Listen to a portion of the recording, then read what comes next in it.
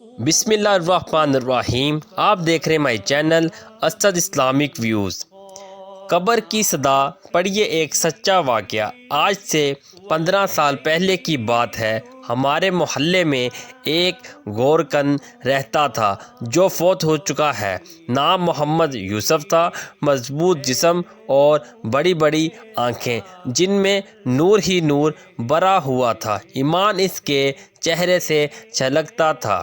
اس کی ایک ہی روٹین تھی، صبح گھر سے نکلتا اور شام کو قبرستان سے واپس آتا تھا۔ ہمیشہ راستے کے ایک طرف ہو کر چلتا تھا اور کسی کی طرف بری نظر سے نہیں دیکھتا تھا۔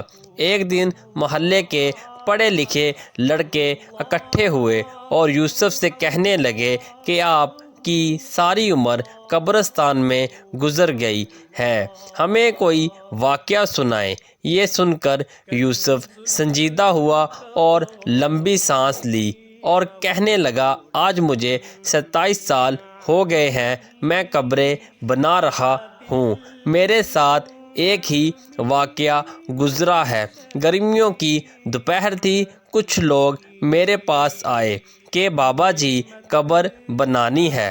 میں نے پوچھا کہ آدمی ہے یا عورت ہے، تو انہوں نے بتایا کہ عورت کرنٹ لگنے کی وجہ سے فوت ہو گئی ہے۔ وہ لوگ یہ کہہ کر چلے گئے۔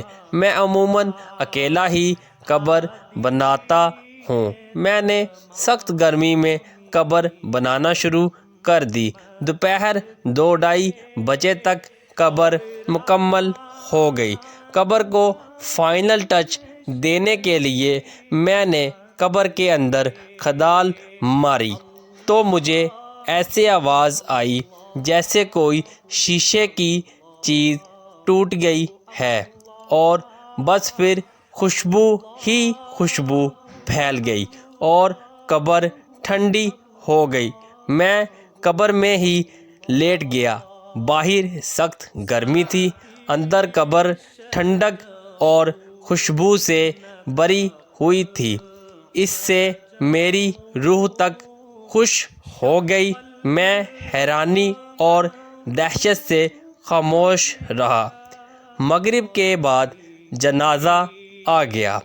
عورت کے ورثاء نے اسے دفنا دیا اور چلے گئے، مگر میرے اندر تجسس بھرا ہوا تھا کہ اس عورت کی کون سی نیکی ہے جو اس کو اتنا بڑا انعام ملا ہے۔ باتوں ہی باتوں میں میں نے معلوم کر لیا تھا کہ یہ عورت فرید گیٹ بہاولپور کے اندر رہنے والی تھی اور بجلی کے کرنٹ لگنے سے فوت ہو گئی ہے۔ آباء و اجداد یہیں کے رہنے والے تھے۔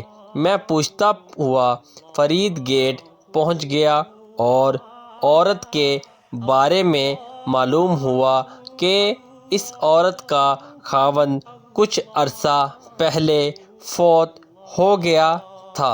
وہ بیچارہ 6-7 سال بیمار رہا۔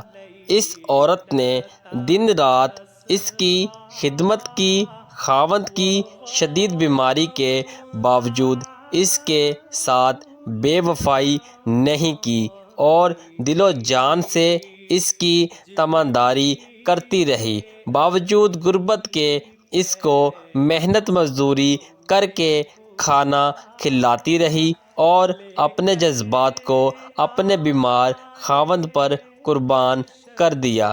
جو لوگ اللہ تعالیٰ کی رضا کی خاطر بے لوث انسانیت کی خدمت کرتے ہیں اور اپنی راتیں بھی اللہ کی راہ میں جاگتے ہیں، انہی لوگوں کے بارے میں اللہ تعالیٰ نے فرمایا ہے کہ میں ایسے ایسے انعامات دوں گا کہ جس کو کسی آنکھ نے دیکھا اور کسی نے تصور بھی نہیں کیا۔